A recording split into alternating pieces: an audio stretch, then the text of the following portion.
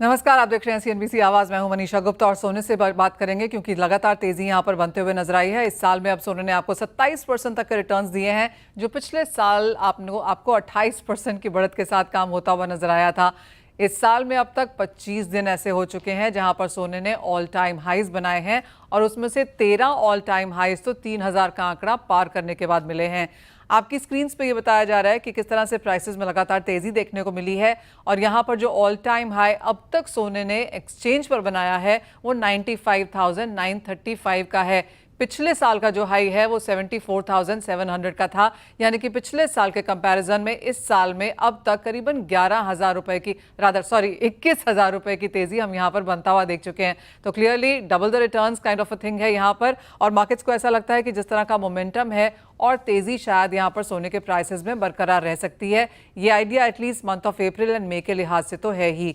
बाजार अगर आप स्पॉट मार्केट्स में यहाँ पर देखें और वो भी कैलकुलेशन आपकी स्क्रीन पे लेके आना चाहेंगे, अगर हम 95,000 रुपीज़ के लेवल्स भी यहाँ पर पकड़ते हैं, उसके ऊपर 3% का जीएसटी लगाते हैं, साथ में एक मिनिमल 10% का यहाँ पर अगर हम मेकिंग चार्ज लगाते हैं, तो उसके साथ प्राइसेस 1 लाख को यहाँ पर फिजिकल मार्केट्स में क्रॉस कर चुके हैं।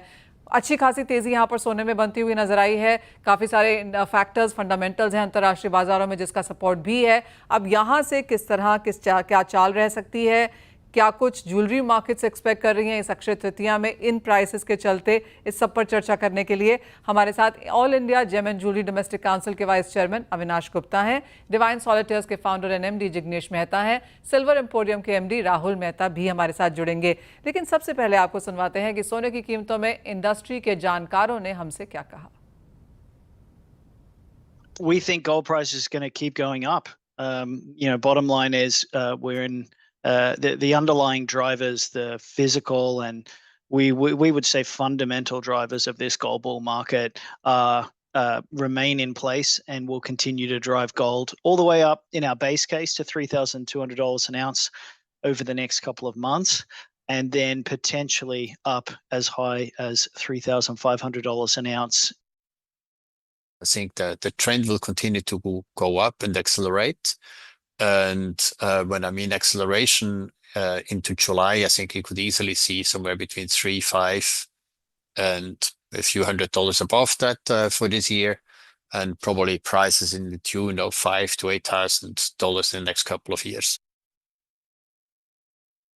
At these points where you start to break out to new all-time highs, it's really hard to gauge in the short, medium term where it could go.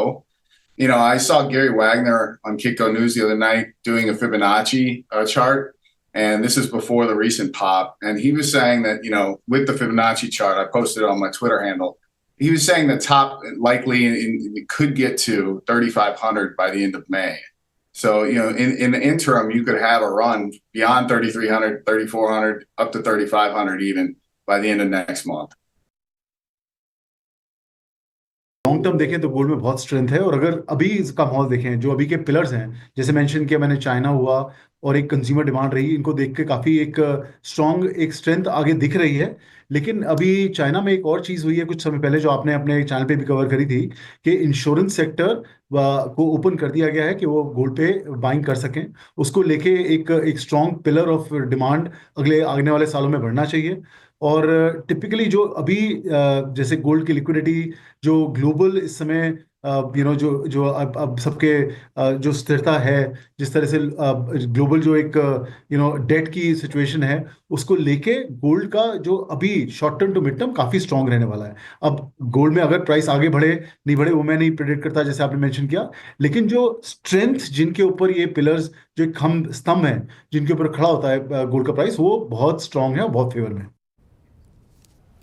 Alright, तो ये एक sense आती हुई नजर आई है इंटरनेशनल गेस्ट्स और world gold council से भी। जैसे सचिन हमें बता रहे थे कि यहाँ से तेजी है और जो मेजर रीजंस हैं तेजी के वो अभी भी बरकरार हैं, तो यहाँ से और बढ़त की एक्सपेक्टेशन शायद बनती हुई नजर आ सकती है। सिटी का आपने बयान सुना, उन्होंने कहा $3,500 पर आउंस उनको लगता है इस साल में प्राइसेस जाते हुए नजर आएंगे। स्विस एशिया कैपिटल ने कहा कि जुलाई तक 3,500 जाएगा और उसके बाद और शायद तेजी यहाँ पर मार्केट्स में आ सकती है। जेम्स एंडरसन हमें बता रहे थे कि मई के एंड तक 3,500 यहाँ पर आ सकता है। तो जब एक एक नंबर जो यहाँ पर सभी banks and brokerages including Goldman सैक्स, यूबीएस, बैंक ऑफ अमेरिका जो हमें बता रहे हैं, उनका सभी का मानना है कि 3700 तक यहाँ पर प्राइसेस ऊपर में जा सकते हैं। 3350 भी ऑफकोर्स हमने यहाँ पर एक लेवल आता हुआ देखा, तो जो हम ऑलमोस्ट क्रॉस करते हुए नजर आए हैं। तो ऑल टाइम हाइस का सिलसिला यहाँ पर सोने के प्राइसेस में बरकरार है। अविनाश जी, सबसे पहले आपका स्वागत करेंगे। आपसे भी पहले यही जानना चाहेंगे कि आपको क्या लगता है कि गोल्ड के प्राइसेस कहाँ जा रहे हैं? Manisha ji, thank you very much. And आपके सभी दर्शकों को मैं यही बोलना चाहूँगा कि डेफिनेटली सोने में अभी भी तेजी बरकरार है। जैसे कि सारे एक्सपर्ट्स ने बोला है कि जो हमारी जो फंडामेंटल्स हैं या जो भी रीजंस ऑफ दिस तेजी है अभी भी बरकरार है। जैसे कि टैरिफ वॉर के बीच में अभी आप देखेंगे तो China is hardening their stand. जैसे कि उन्होंने बोइंग को स्टॉप किया है और उन्होंने ये बोला है कि जो रेयर अर्थ मिनरल्स हैं उसको एक्सपोर्ट में उसने रेस्ट्रिक्शन लगा दिया है। तो they are making it harder for America also. So this war is not going to stop at this point. And जितना ज्यादा ये टैरिफ वॉर मतलब बढ़ता जाएगा उतना ही गोल्ड के अंदर आपको तेजी नजर आएगी। तो मुझे नहीं लगता है कि $3500 को अगले 15 दिन के अंदर भी पहुंचते हुए कोई देर लगेगी। मुझे तो ये लगता है कि $3500 में हो सकता है कि अप्रैल एंड तक ही पहुंच जाए। अगर मैं 8 तारीख का गोल्ड का रेट देखता हूं इंटरनेशनल मार्केट के अंदर, तो 8 तारीख को 2982 था। आज 2982 के हिसाब से मैं देखता हूं तो 11 से 12% की तेजी पिछले 8 दिन के अंदर आ चुकी है। तो मेरे को ये लगता है कि $3500 is not far, because gold right now is in parabolic mode. तो इसमें तेजी को स्पीड पकड़ते हुए टाइम नहीं लगेगा। मनीषा जी। जी हाँ, एब्सोल्युटली $3500 बहुत ज़्यादा दूर नहीं है, और यही चीज़ काफ़ी सारे लोग मानते भी हैं कि $3500 और $150 की दूरी कोई बहुत ज़्यादा नहीं है। एक ऐसे बाजार में फ़िलहाल हैं हम यहाँ पर जहाँ पे $80-100 की मूवमेंट तो हम एक ही दिन में आता हुआ देखते हैं। हम ऑफकोर्स ज्वेलरी की और इंडियन मार्केट्स की यहाँ पर बात करेंगे, लेकिन जिग्नेश जी, आजकल सबका एक व्यू है गोल्ड प्राइसेस पर, आपका क्या है? यस मनीषा जी, सो 101% आज गोल्ड एकदम फ्लेवर में है और सब लोग व्यूज बना रहे हैं और व्यूज बनाते जाएंगे, बिकॉज अभी उसी की रैली अच्छे खासे तरीके से चल रही है। So this is very good overall और अच्छा भी है। मैं एक चीज बताना चाहूंगा कि मुझे एक बहुत ही इंटेलिजेंट आदमी ने बहुत साल पहले बोला था कि जब पूरी दुनिया बोले कि ये ऊपर जाएगा तो थोड़ा संभालना, और अगर पूरी दुनिया बोले कि नीचे जा रहा है तो थोड़ा सा वहां पे रिस्क ले सकते हो आप। So that is something that people say, the intelligent people say. Now I don't know what is the fact, वो अपने को भी मालूम पड़ेगा। Time is the best thing to tell. मैं इतना बताऊंगा क्योंकि मैं आ रहा हूँ डायमंड से। गोल्ड का जो रैली है वो बहुत ही अच्छे है और ज्वेलरी इंडस्ट्री के लिए भी बहुत अच्छा है और कंज्यूमर्स के लिए भी बहुत अच्छा है। मगर एक बात है कि गोल्ड जो है वो फाइनेंशियल मार्केट से बहुत ज्यादा जुड़ा हुआ है। रियल डिमांड और रियल सप्लाई जो है, जो कि हमारा यूजुअली डायमंड में वो होता है, चाहे वो डाउन भी जाए चाहे वो अप भी जाए, मगर वो एक्चुअल कंज्यूमर डिमांड और एक्चुअल सप्लाई से जुड़ा हुआ होता है। बल्कि गोल्ड जो है वो फाइनेंशियल मार्केट से ज्यादा जुड़ा हुआ होता है। तो वो एक एलिमेंट है जो अपने को समझना चाहिए और every retail consumer must think it very properly. जी हाँ, आप प्राइस व्यू कुछ देना चाहेंगे यहाँ पर जिग्नेश जी? आप डायमंड से जुड़े हुए हैं, लेकिन हर चीज at the end of it सोने में आकर वीवन होती है। मेरे हिसाब से जैसे बाकी सब लोग बोल रहे हैं, आई ऑल्सो अग्री कि गोल्ड में अभी अच्छी खासी रैली है और इमीडिएटली जाने वाली नहीं है, थोड़ा और अच्छे से आगे जाएगा। The only thing is we don't know what is the top and when is it going to be the top, but otherwise it is definitely going to increase, वो दिख रहा है। वेल जी हाँ, अच्छी खासी बढ़त के साथ फिलहाल यहाँ पर कारोबार और कुछ और तेजी भी देखने को मिल सकती है मार्केट्स में। अविनाश जी, कमिंग बैक टू यू, अब इंडियन मार्केट्स में इसके क्या मायने हैं? क्योंकि हम जानते हैं कि ज्वेलरी की मांग थोड़ी सी यहाँ पर कमज़ोर ही रही है। फर्स्ट क्वार्टर में ऑफकोर्स कोई फेस्टिवल नहीं था, कोई शादियां नहीं थी, तो वो कम मांग शायद मार्केट्स ने समझ लिया। लेकिन अब इस क्वार्टर में तो अक्षय तृतीया है, शादियां भी हैं और फिर धीरे धीरे फेस्टिवल्स भी शुरू हो जाएंगे। इन करंट लेवल्स पे आपको लगता है कुछ टाइम लगेगा लोगों को ये लाख का रुपया सोने खरीदने के लिए? देखिए मनीषा जी, एक चीज इसमें आपको बोलता हूँ कि जो पहला हफ्ता अप्रैल का गया उसके अंदर जैसे मैंने बोला 8 तारीख को 2982 आया था, उस टाइम पे there was huge rumours which were going on कि 55,000 रुपया सोना हो जाएगा। उस वजह से people were little bit away from jewellery market, लेकिन वापस से ज्वेलरी मार्केट में लोग आना चालू हो चुके हैं। They are putting their orders for Akshaya Tritiya, और मुझे ये लगता है कि डेफिनेटली थोड़ा सा जब एक चीज एकदम से तेजी से बढ़ती है तो उसके अंदर थोड़ा सा कॉन्फिडेंस आने में टाइम लगता है, लेकिन ज्वेलरी के अंदर कॉन्फिडेंस वापस आ रहा है। और मुझे ये लगता है कि Akshaya Tritiya will be equivalent to the last year definitely, if not growth, क्योंकि ज्वेलरी मार्केट ने ऑलवेज सरप्राइज किया है to the world in India with good numbers. Every time people were reluctant or thinking about कि market तेजी पे नहीं आएगा, sales down होगी, उस हर बार हिंदुस्तान के रिटेल कंज्यूमर ने सरप्राइज दिया है। और मैं ये समझता हूं कि इस बार भी it will be a big surprise and we will see very good numbers coming out on Akshaya Tritiya. जी हाँ, सोने ने जिस तरह की प्राइस राइज हमें दिखाई है, जिस तरह का कॉन्फिडेंस यहाँ पर फिर से लौटा है कि प्राइसेस इतने तेज बढ़े हैं और भी आगे जा सकते हैं। एंड आप बिल्कुल सही कहा आपने अविनाश जी कि इंडियन कंज्यूमर सरप्राइज कर सकते हैं। कोविड के बाद हमने एक वेंजेंस बाइंग आते हुए देखी है, और अगर लोगों ने अभी नहीं खरीदा है तो मे बी शायद वो अक्षय तृतीया पर इंतजार कर रहे हो और स्पेशल दिन पे वहाँ पर लें। जिग्नेश जी, अब डायमंड्स की अगर बात करें तो पिछले 2-3 साल हमने डायमंड की सेल्स थोड़ी सी फ्लैटिश टू डिक्लाइन होते हुए देखी थी, लेकिन अब डायमंड के प्राइसेस थोड़े से वापस लौटे हैं, गोल्ड के प्राइसेस बहुत चढ़ गए हैं। आपको लगता है कहीं एक बैलेंस इस ज्वेलरी मार्केट के लिए बनेगा?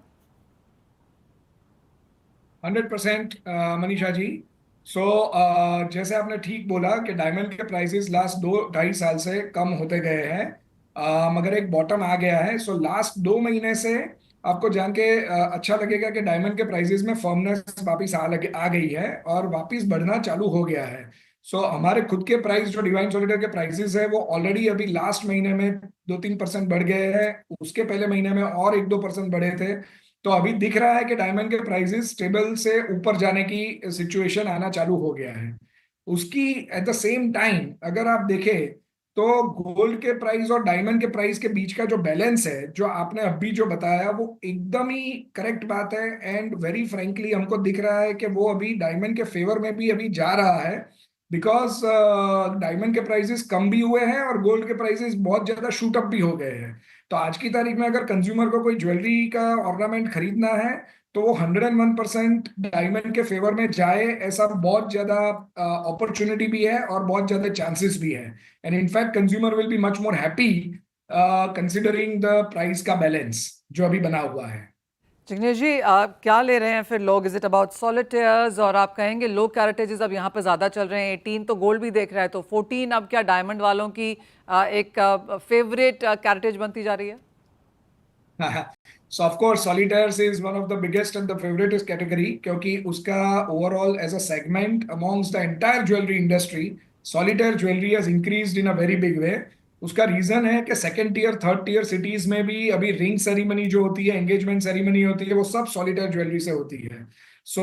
वो एक बहुत इंटरेस्टिंग सेगमेंट हो चुका है। और उसका एक और भी एक रीजन है कि जैसे आपने बोला गोल्ड में लोग 18 कैरेट से 14 कैरेट में जा रहे हैं, वैसे ही डायमंड में लोग 50 पॉइंटर से 80 पॉइंटर में जा रहे हैं। So in a way the balance is in a favor of diamond, and people are buying bigger stones, especially the higher quality and bigger stones in a much easier way. जो पहले थोड़ा हिचकिचाते थे अभी एकदम स्मूथली खरीद रहे हैं। एंड जिग्नेश जी, किस तरह का ट्रेंड आप अब यहाँ पर बनता हुआ देखते हैं? अगर एक जो गोल्ड ज्वेलरी लेते हैं, ठोस गोल्ड लेते हैं, उनका तो ऑफ कोर्स यहाँ पर ऊपर रहेगा ही, लेकिन कितना शिफ्ट आप यहाँ पर डायमंड ज्वेलरी की तरफ आता हुआ देख रहे हैं? अगर हम एक मार्केट सेंस यहाँ पर पकड़ें तो हम जानते हैं कि 70-75% अभी भी गोल्ड ज्वेलरी है, तो क्या वो ग्रोथ हमने यहाँ पर स्टडीड में आते हुए देखी है?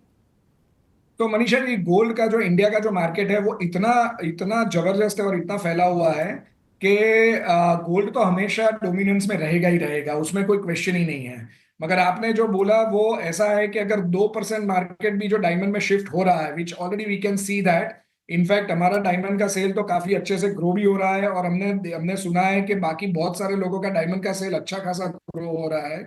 तो मुझे लग रहा है कि इसमें 2% 3% भी अगर डायमंड के फेवर में अगर जाता है तो उसका मतलब है कि डायमंड का सेल सीधा 10-20% बढ़ रहा है। अगर अगर बैलेंस 25% की जगह पे 28% हो रहा है, तो डायमंड का सेल तो सीधा 10-15% बढ़ रहा है। So that is the trend we can see very clearly in the industry right now.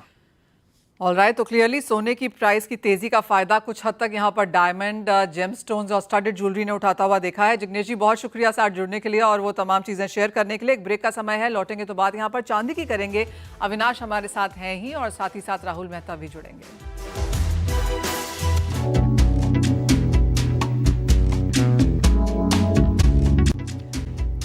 एक चीज जिसका सारा बाजार बात कर रहा है वो है गोल्ड एंड सिल्वर रेशियो, जहां पर गोल्ड सिल्वर रेशियो 50 सालों में दूसरी बार 100 के ऊपर है। इससे पहले ये 100 के ऊपर कोविड के टाइम में थी। तो उसका मतलब ये है कि या तो सोना बहुत एक्सपेंसिव है और चांदी सस्ती है, या फिर ये वो समय है जब चांदी खरीदने का समय है। अविनाश जी, अगर आप गोल्ड सिल्वर रेशियो देखते हैं तो क्या आपको भी ऐसा लगता है कि सोना बहुत चढ़ चुका है और अब चांदी के चलने की बारी है? देखिए मनीषा जी, चांदी की जो तेजी रुकी हुई है उसका मेन कारण है टैरिफ। इंडस्ट्रियल यूज के अंदर जो चांदी है वो एक तरह से रुकी हुई है। इंडस्ट्रियल कंजम्पशन के लिए चांदी कोई नहीं खरीद रहा है because tariff war is going on. जिस दिन ये टैरिफ वॉर सेटल होगा, सबसे ज्यादा कोई अगर से मेटल भागने की तैयारी करेगा तो वो है चांदी। तो मैं तो यही सजेस्ट करूंगा कि every dip in silver to a tune of 2 to 3%, investor should start doing SIP and they should look at silver as the metal to be invested in। क्योंकि जो आपने पॉइंट बोला है, कोविड के टाइम पे 120 का रेशियो था, अभी जो 102 की रेशियो के ऊपर है, ये 110 तक भी एक बार के लिए जा सकता है। लेकिन जैसे ही टैरिफ वॉर सेटल होगा, और वो जल्द से जल्द होने की संभावना है, और जब वो होगा तो सबसे ज्यादा कोई चीज भागेगी तो वो चांदी है। वाह, ओके।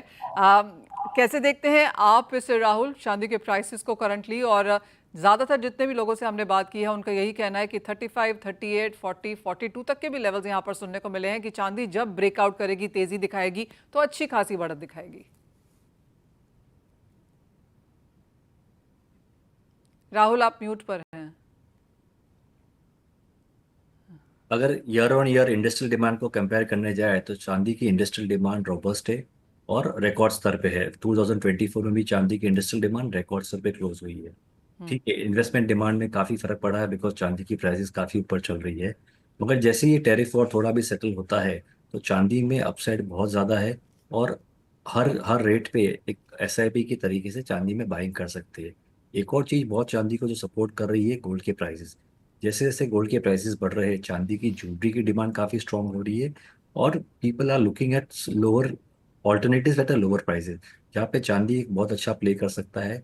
और ओवरऑल पैन इंडिया में हमने देखने में आया है कि चांदी के स्टैंडअलोन स्टोर्स की काफ़ी ज़्यादा इंक्वायरीज चल रही है, काफ़ी लोगों का उत्साह है उसके अंदर। और हमें जो लग रहा है आने वाले 2-3 साल के अंदर चांदी के स्टैंडअलोन स्टोर्स काफ़ी अच्छी तरह से ग्रोथ होगी इसमें। राहुल, एज ऑफ नाउ अगर हम एक परसेंटेज नंबर पकड़ें तो गोल्ड वर्सेस सिल्वर स्टोर्स कितने होंगे? वो आप कंपैरिजन ही नहीं है, आप नहीं कर पाओगे, कंपेयर नहीं कर पाओगे बिकॉज वो नंबर बहुत छोटा है। क्योंकि लोग चांदी के पहले बर्तन या ज्वेलरी के स्टोर, गोल्ड ज्वेलरी के स्टोर में एक छोटा सा काउंटर हुआ करता था। मगर जैसे जैसे चांदी की डिमांड बढ़ रही है, गोल्ड के प्राइसेस बढ़ रहे हैं, customer is going to the store. वो आज चांदी की ज्वेलरी के बारे में डिमांड कर रहा है, बर्तन के बारे में डिमांड कर रहा है। और ये डिमांड इतनी ज़्यादा है कि उनको बड़े बड़े स्टोर्स को, चेन ऑफ स्टोर्स को चांदी के स्टैंडअलोन स्टोर्स खोलने की ज़रूरत पड़ गई है अभी। क्योंकि अगर वो कैटेगरी में नहीं रहेंगे तो ये बहुत बड़ी कैटेगरी के लोग मिस आउट कर लेंगे, जिसमें ओवरऑल इंडिया में देखने जाए तो गोल्ड के काफ़ी चेन ऑफ स्टोर्स है। चांदी के चेन ऑफ स्टोर्स अभी तक इंडिया में अनएक्सप्लोर्ड मार्केट है और फर्स्ट मूवर एडवांटेज जो भी इसको करेगा उसको काफ़ी अच्छा उसका बेनिफिट मिलेगा। तो आपका क्या प्लान है फिर राहुल? मार्केट काफ़ी स्ट्रांग है, हम लोग भी काफ़ी उत्साह है इसमें। आने वाला टाइम बताएगा कैसे इसको आगे कैप्चर कर सकते हैं। अविनाश जी, जैसे राहुल ने बहुत स्ट्रांग पॉइंट यहाँ पर बोला कि चांदी अनएक्सप्लोर्ड है इन अ मार्केट जहाँ पर हम सब लोग चांदी ओन करते हैं, लेकिन सेलर पॉइंट ऑफ व्यू से आपको क्या लगता है, क्या कुछ एक्सपेक्टेड है? आई थिंक जो राहुल भाई ने बोला है वो मैं बिल्कुल एंडोर्स करता हूँ कि stand alone stores of silver is very less. अगर से आपने जैसे कंपैरिजन पूछा तो मैं ये बोलूँगा कि 5% स्टोर्स भी स्टैंड अलोन नहीं है चांदी में। और आगे जिस तरीके से गोल्ड बढ़ रहा है, और India is an aspirational market, तो जिस बंदे को ज्वेलरी खरीदना होगा और उसकी पॉकेट साइज छोटी है तो वो चांदी की ज्वेलरी की तरफ जाएगा। और 10,000% मुझे ये लगता है कि आने वाले समय में आप देखोगे कि स्टैंड अलोन स्टोर्स की बहुत ज़्यादा तादाद में आपको स्टोर्स खुलते हुए नजर आएंगे स्टैंड अलोन। और मुझे ये लगता है कि silver is the new gold for Indian market. So I think we are looking at silver as a very, very good investment as far as jewelry stores is concerned and investors is concerned. ये जो अगला question है ना, कि मेरा favourite question है क्योंकि इसका आंसर मुझे अभी तक नहीं मिला और मैं ये सबसे पूछती रहती हूँ। और राहुल, आपसे पहले, आपको पहले कॉर्नर में डालते हैं। हम ये बात करते रहते हैं कि 25,000 30,000 टन इंडियन हाउस होल्ड में गोल्ड है, चांदी कितनी है? ये चांदी का नंबर आप कैलकुलेट नहीं कर पाओगे, बिकॉज आप ये देख, मैं इस पे कंप्लीट करता हूँ, क्योंकि आज इंडियन हाउस होल्ड में एवरी ओकेजन इज सेलिब्रेटेड चांदी की खरीदी करके। जब बच्चा बॉर्न होता है, घर पे पूजा है, हाउस वार्मिंग है, नया ऑफिस की इनॉग्रेशन है, गिफ्ट करना है, दिवाली, होली, हर एक ओकेजन पे चांदी को खरीदा जाता है। तो उसका नंबर को आप क्वांटिफाई करना बहुत मुश्किल है, और कोई डेटा भी नहीं है जिसको एक्यूमुलेट करके बता सके कि चांदी की इंडियन हाउस होल्ड में चांदी कितनी पड़ी हुई है। खाली एक और पर्सपेक्टिव ये देखेंगे तो चांदी, इंडिया का जो मार्केट है, वर्ल्ड का लार्जेस्ट कंजम्पशन मार्केट है सिल्वर आर्टिफिकल्स और ज्वेलरी के लिए। तो उससे अपन ये अंदाजा लगा सकते हैं कि कितना बड़ा मार्केट है और कितनी चांदी इंडियन हाउस होल्ड के अंदर हो सकती है। Rahul, I won't let you go, एक गेस वर्क तो देना ही पड़ेगा मुझे। मैं तो इसमें गैस में कोई नंबर ही नहीं डाल सकता हूँ। मतलब ये ऐसा नंबर है कि अगर मैं बोलूँ क्या नंबर डालूं, मतलब मैं भी खुद कंफ्यूज हो गया, इसमें नंबर कैसे डाल पाएंगे। अविनाश जी, आशा है आप कुछ नंबर देंगे। अगर हम 4,000, 5,000, 6,000 टन चांदी हर साल इंपोर्ट करते हैं, किसी किसी साल तो 7-8 हज़ार टन भी इंपोर्ट हुई है, तो कितनी चांदी है यहाँ पर हाउस होल्ड में? देखिए मनीषा जी, आपने खुद अपने क्वेश्चन में आंसर बोल दिया है। सोना अगर से 900 टन इंपोर्ट होता है और चांदी 6,000 टन इंपोर्ट होती है, तो आप उसके हिसाब से नंबर लगा लीजिए, what can be the tonnage. तो ये काम भी मैं करूं?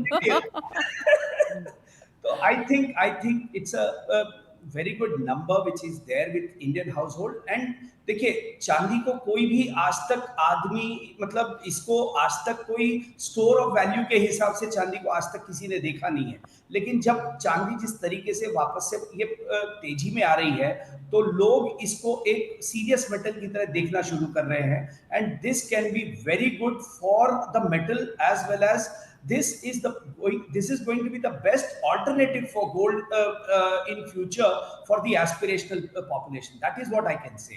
ऑलराइट, अब आपसे ये भी जानना चाहेंगे कि ऑफ कोर्स चांदी में निवेश करने के विकल्प यहाँ पर बड़े तो हैं ही, और चांदी, जैसे आप दोनों ने ही कहा, कि absolutely is in the place जहाँ पर आपको पैसा डालना चाहिए। तो अविनाश जी, अब यहाँ पर हम अक्षय तृतीया पे खड़े हैं, अगले अक्षय तृतीया तक आपको क्या लगता है कहाँ होंगे प्राइसेस? मनीषा जी, एक साल के अंदर मैं बहुत ज्यादा पॉजिटिव हूँ इस मेटल के ऊपर। तो I will keep it at 1,25,000 minimum. Rahul, आपका क्या सेंस है? मुझे लग रहा है 1,50,000 से लेके 1,75,000 तक हो सकती है चांदी। वाह, ओके, बहुत बहुत बुलिश हैं हम यहाँ पर। राहुल, अब जिस तरह की बाइंग की एक्सपेक्टेशन है, क्योंकि चांदी भी 85 से लेकर 105 तक हमने यहाँ पर मूव आता हुआ देखा है चांदी में, क्या physical buying, on ground buying लौटी है? फिजिकल बाइंग कम हो रही है, मगर जैसे जैसे अक्षय तृतीया नजदीक में आ रहा है, लोगों की फेस्टिव बाइंग चालू हो गई है। आगे शादी ब्याह की सीजन भी काफी स्ट्रॉन्ग है, तो उसकी भी बाइंग हो रही है। मगर एक जो मैंने पहले भी बताया कि चांदी में जो सबसे बड़ा इम्पैक्ट आ रहा है वो इन्वेस्टमेंट डिमांड पे आ रहा है। तो लोगों का इन्वेस्टमेंट डिमांड पे, ये प्राइसेस पे कॉन्फिडेंस नहीं है बाइंग करने के लिए लॉन्ग टर्म के हिसाब से। पर कंजम्पशन के में कोई इम्पैक्ट नहीं है, ज्वेलरी परचेज में कोई इम्पैक्ट नहीं है, लोग वैसे ही बाइंग कर रहे हैं जैसे पहले कर रहे हैं। अविनाश जी, आपकी क्या सेंस है, किस तरह की खरीदारी आप बनता हुआ देखते हैं, क्योंकि आप मैन्युफैक्चरर भी हैं, तो कैसा कैसा मूड है ऑन ग्राउंड? चांदी में बाइंग के अंदर कहीं पे कोई इम्पैक्ट नहीं है। जो प्राइस राइज या प्राइस का जो बैंड है, उसके अंदर ऑन ग्राउंड सिल्वर की बाइंग, जैसे आर्टिकल्स हो गए या ज्वेलरी हो गई है, उसके अंदर it is going on at that same speed. जहां पर कि मुझे ये लगता है कि अगर से मैं एक ग्राउंड रियलिटी देखता हूं, तो लगभग 15 से 20% का सभी के पास में वॉल्यूम सेंस में लास्ट ईयर में ग्रोथ आया है। और आगे भी मैं इसको 20 से 25% की ग्रोथ अगले साल में भी मैं देखना दिखेगी, ऐसा मुझे 100% कॉन्फिडेंस है कि 20 से 25% की वॉल्यूम के अंदर ग्रोथ आएगी इंडियन ज्वेलरी और आर्टिकल मार्केट के अंदर।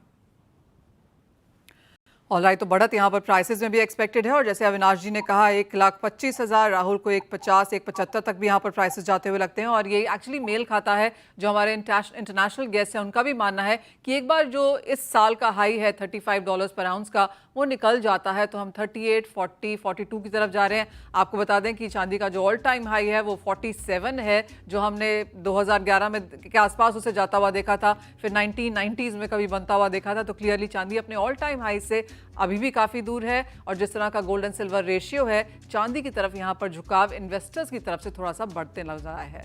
वेल, इसी के साथ फिलहाल इस कार्यक्रम में इतना ही समय है। राहुल, अविनाश जी, बहुत शुक्रिया साथ देने के लिए और उन सभी सिल्वर थिंग्स पर बात करने के लिए। वेल, इसी के साथ फिलहाल इस कार्यक्रम में इतना ही समय है, लेकिन आप बने रहिए CNBC आवाज़ पर।